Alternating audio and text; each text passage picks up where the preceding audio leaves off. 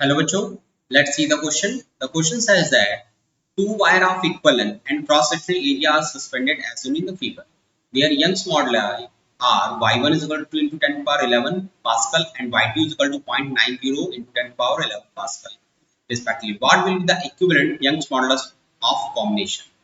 तो देखो ना यहाँ पर ये टू वायर है, टू वायर इक्वल लेंथ के हैं, सेम क्रॉस सेक्शन एरिया है बट डिफरेंट यंग्स मॉडुलस के हैं और उनका यंग्स मॉडुलस गिवन है और हमको यहाँ पर इक्विवेलेंट यंग्स मॉडुलस की वैल्यू को कैलकुलेट करना है।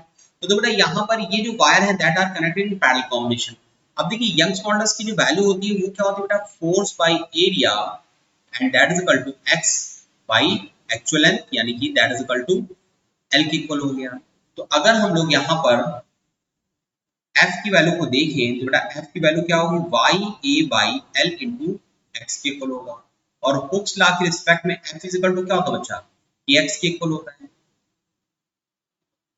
ये बेटा हुक्स लॉ के रिस्पेक्ट में, तो यहाँ पर जो k यानी कि कांस्टेंट की जो वैल्यू आ रही है देखिए किसके इक्वल आ रही है, that is equal to ya यानी कि क्रॉस सेक्शनल एरिया और लेंथ ऑफ वायर और यंग्स मॉडुलस की वैल्यू के इक्वल आ रही है। तो k इज इक्वल टू यानी कि just like as a wire form है, just like as a spring, तो स्प्रिंग फोर्स कांस्टेंट की जो वैल्यू होगी दैट इज इक्वल टू, अगर इन टर्म्स ऑफ मटेरियल के टर्म्स में देखें तो बेटा y a बाई एल के इक्वल होगा।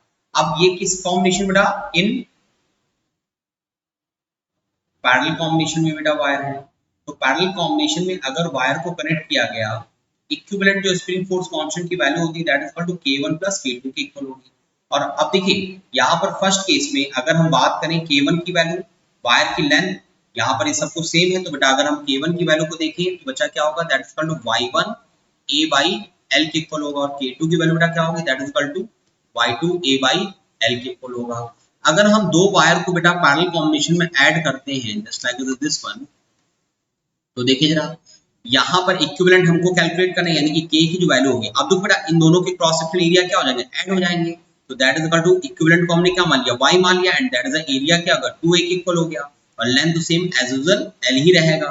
तो बेटा k की जो वैल्यू होगी that is equal to k1 plus k2 के इक्वल आएगी। तो देखो बेटा k1 की वैल्यू को प्लेस करते हैं यानी कि y1 a by l and k2 की वैल्यू बेटा that is equal to y2 a by small l और k की जो वैल्यू होगी that is y into 2a by small L के इक्वल आ जाएगा। तो बच्चा यहाँ से y हमको कैलकुलेट करना था, तो देखिए जरा यहाँ से क्या आ गया, 2y is equal to y1 plus y2 के इक्वल हो गया। तो बेटा y यानी इक्विवेलेंट आपका यंग्स मॉडुलस की जो वैल्यू होगी वो y1 प्लस y2 बाई 2 के इक्वल हो जाएगी। तो बच्चा हमको y1 की वैल्यू देखो क्या क्वेश्चन में गिवन है, y1 की वैल्यू गिवन है 2 into 10 to the power 11 pascal यानी कि न्यूटन पर मीटर स्क्वायर और ये 0.9 गिवन है। तो यहाँ से बेटा जो रिजल्ट आएगा that is equal to 2.9 into 10 की पावर 11 डिवाइडेड बाई 2 के इक्वल होगा। तो बेटा y की जो वैल्यू आ जाएगी यानी कि 2.9 का जब हम लोग इसको डिवाइड करेंगे यानी कि 1.45 into 10 की पावर 11 पास्कल के इक्वल आ जाएगा। तो बेटा यंग्स मॉडुलस की जो वैल्यू आ रही है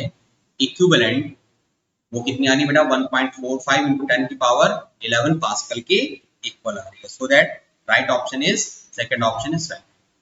hope you understand it well. Best of luck.